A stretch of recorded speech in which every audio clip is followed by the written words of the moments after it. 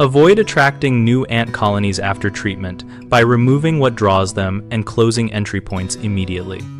Start by keeping surfaces rigorously clean, wiping counters and floors after every meal, and storing food in sealed, hard containers to deny ants scent trails and food sources.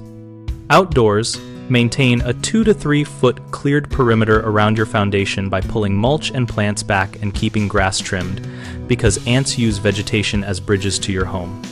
Inspect and seal cracks and gaps with a flexible silicone or polyurethane caulk, paying attention to utility penetrations and door thresholds. Small hairline cracks can be hidden highways for scouts. Use bait stations proactively before seasonal population peaks, placing them near foraging trails and not directly on treated surfaces to avoid repellents that make baits ineffective.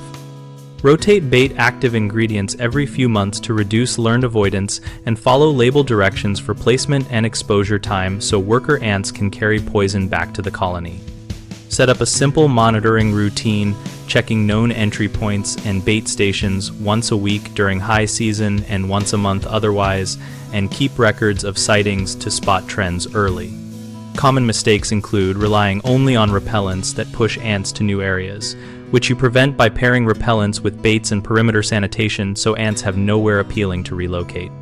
People often forget to treat landscaping and mulch that touches the foundation, and you can fix this by creating that cleared perimeter and moving wood piles and planters at least 3 feet away from the house. Another issue is inconsistent monitoring and delayed resealing of new gaps, so keep a small maintenance kit with caulk and a flashlight and inspect after storms or renovations to catch openings before scouts exploit them. BigHomeProjects.com connects homeowners with local contractors and helps contractors find new work through our listings and community. We host a discussion community where users share real experiences and tips on prevention strategies so we all learn from each other.